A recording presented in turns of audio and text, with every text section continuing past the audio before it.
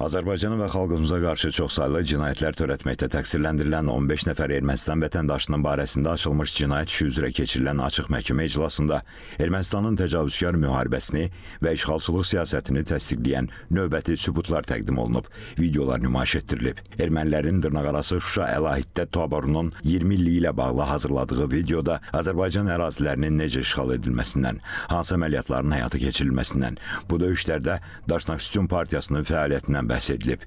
Qeyd olunub ki, Amerika Birləşmiş Ştatları, Kanada, Suriya, Ermənistan, Qarabağdan olan 210-dan çox daşnak və könüllü 1991-ci il noyabrın 5-də toplaşaraq dırnaqarası Şuşa əlahiddə taborunu yaradıb. Videoda qondarma rejimin dırnaqarası ordu rəhbəri Movses Akopyan hərbi hissələrin əməliyyatlarından danışıb və bildirib ki, xüsusən də Horadiz istiqamətində döyüşlərdə iştirak ediblər.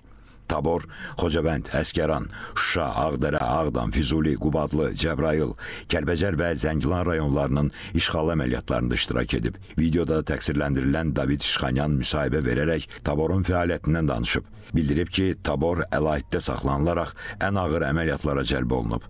Video materialda hərbi hissənin komandiri Livandan gələn İcrair Sefilyanın dırnaqarası xidmətlərindən də söz açılıb. Qeyd olunub ki, onun rəhbərliyi altında hərbi hissənin bölmələri Şuşa, Xocavənd, Əsgəran, Ağdərə, Hadrut, Ağdam və digər ərazilərin işğalında iştirak edib.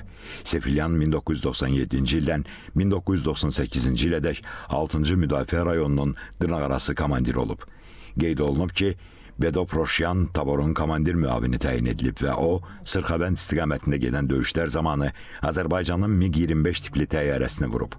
Həmin videoda lentə alınan döyüşçülər arasında təqsirləndirilən David Manukyan da yer alıb. David Manukyan məhkəmədə dövlət ittihamçısının sualını cavablandırarkən, onun da yer aldığı görüntülərin Ağdərənin Baş Güneypəyə kəndində həyata keçirilən əməliyyatdan əvvəl lentə alındığını söyləyib. Həmin dövrdə Şuşa taborunda olan David Manukyan Ağdərə və Kəlbəcərdə həyata keçirilən əməliyyatlarda iştirakını, döyüş tapşırığını yerinə yetirdiyini etiraf edib. Təqsirləndirilən Lyobom Natsakanyan isə Azərbaycanın işğal olunmuş ərazilərindəki mədəni, tarixi, dini abidələrin, yaşayış məntəqələrinin dağıdılıb talan edilməsinin fakt olduğunu deyib, lakin nizamlı şəkildə həyata keçirilmədiyini iddia edib. Lyobom Natsakanyan 1993-cü ilin aprel-avqust aylarında hərbi hissədə artilleriya rəisi olduğunu, hərbi hissənin komandirinin isə Samvel Karapetyan olduğunu bildirib. O, Kəlbəcərdə yüksəkliyin alınmasında, Ağdam, Cəbrayıl, Ağdərə, Füzuli istiqamətlərində həyata keçirilən əməliyyatlarda iştirakını etiraf edib.